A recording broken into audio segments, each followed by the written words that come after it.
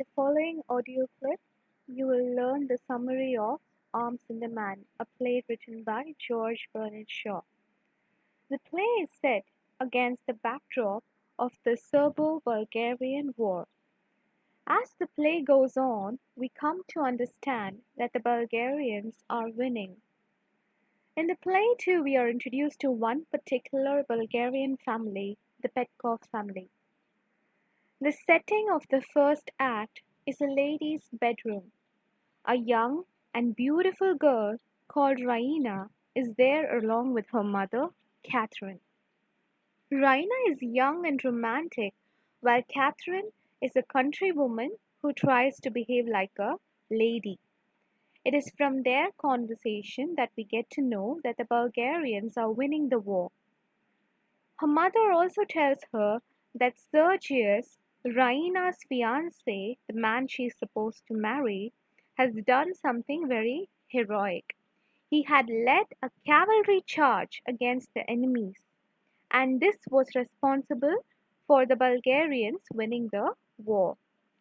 When Raina hears this, she is very happy, and both of them they pour out their admiration and love for Sergius, especially Raina, who begins to almost idolize her fiancé.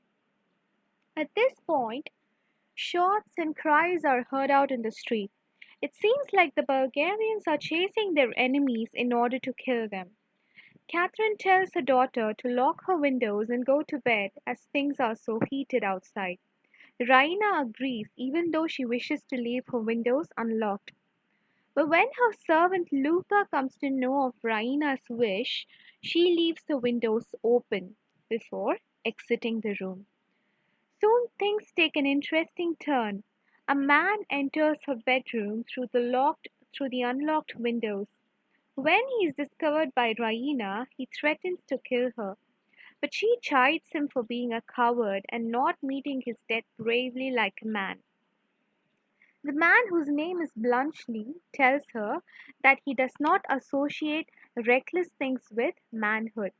He practically tells her that it is better to be a coward and live rather than a hero and die.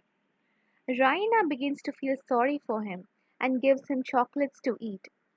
Seeing how he loves them, she calls him her chocolate cream soldier. At this point, people suddenly storm into her room. The Bulgarian soldiers had seen her open window and, deducing that someone could have entered, wished to check her room.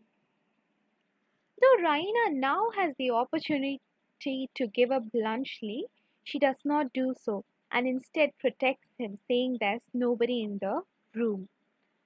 After the soldiers leave, she helps Bluntschli escape by giving him her father's coat. In the coat, unknown to Bluntschli, she has placed her photograph with an inscription saying it is to her chocolate cream soldier. With this, we come to the end of the first act of the play. In the next act, we find that Major Petkov has returned. Even though he is supposed to be a soldier, Shaw uses humor to make his character laughable. Petkov is very much a barbarian. He thinks it is foolish of people to take a bath every day. He yells at his servants and behaves in a very unsophisticated and crude manner, in contrast to his wife, Catherine. Soon Sergius also arrives at the scene. Since he had been very heroic in the war, the major receives him with warmth and respect, but alas, Sergius does not seem worthy of it. While he pretends to adore Raina, whenever she leaves, he is found flirting with Luca, her servant. At this inopportune moment, Bluntschli comes to the house. He has come to return Raina's coat but does not know what awaits him. Raina panics on seeing him, and Sergius becomes very angry as he perceives Bluntschli as the enemy.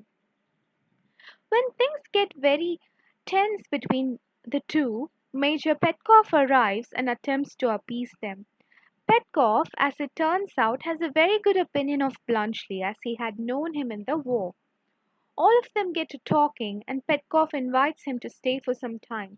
While Bluntschli attempts to make a getaway, Petkoff begins searching for his coat, the very coat Raina had given to Bluntschli. It is conveniently found in the nick of time, but everyone is unaware that the photo with Raina's picture, addressed to her chocolate cream soldier, is still in the pocket.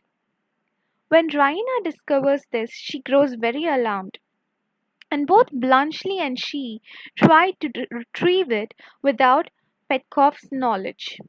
Their efforts are unsuccessful as he finds it before they can get it. In the meantime, Sergius, who has been flirting with Luca, discovers that Raina is in love with Bluntschli. Luca had witnessed Raina being very intimate with Bluntschli on the night that he broke into Raina's room, and she suspects that Raina has developed feelings for him. When she relates this suspicion and this incident to Sergius, he grows infuriated. Luca has a very good reason for doing this. For one, she despises her masters for treating her like a servant. She believes that she is their equal. Also, Luca does not care for Nicola, the man she is actually supposed to marry. She only accepted his offer as he belonged to the same class, the servant class. Now Luca has the perfect opportunity for getting revenge at Raina and also perhaps getting out of the engagement with Nicola by acquiring the gratitude of Sergius. With Sergius feeling betrayed, he confronts Bluntschli and challenges him to a duel, which Bluntschli wisely refuses. In addition, Raina also freely admits to harboring deeper feelings for Bluntschli than she had initially let on. Sergius breaks off the match as a result and proposes to Luca instead, which she immediately accepts. Raina is now free to make her feelings known to Bluntschli. Though she initially hesitates to accept her love, thinking she is much younger to him, he soon learns that she is 23 years old and makes an offer of marriage. An overjoyed Raina accepts. As to her parents, when Bluntschli discloses the fact that he is very rich, they also do not have much of a problem either. And with this, the play ends.